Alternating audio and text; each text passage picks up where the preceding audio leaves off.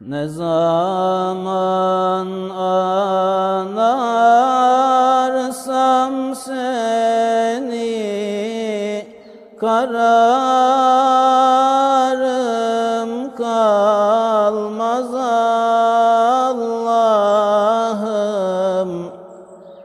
Ne zaman anarsam seni, kararım kalmaz Allah'ım.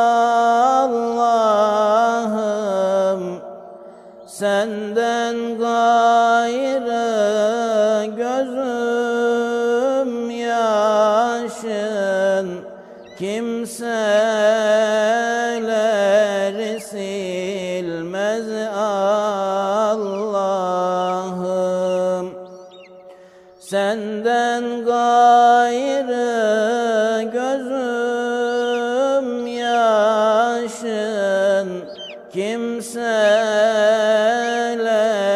silmez Allah'ım. Sensin ismi baki olan, sensin dillerde okunan.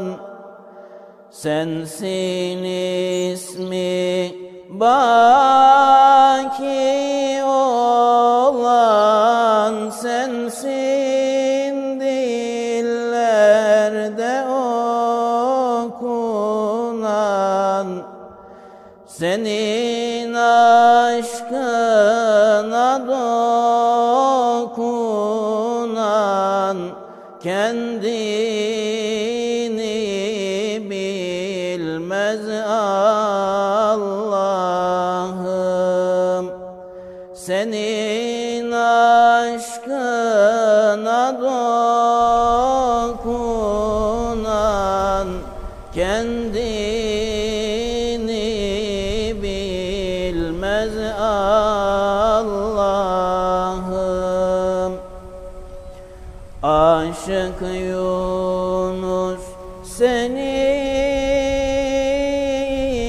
ister, lütfeyle cemalin göster. Aşık Yunus seni ister, lütfeyle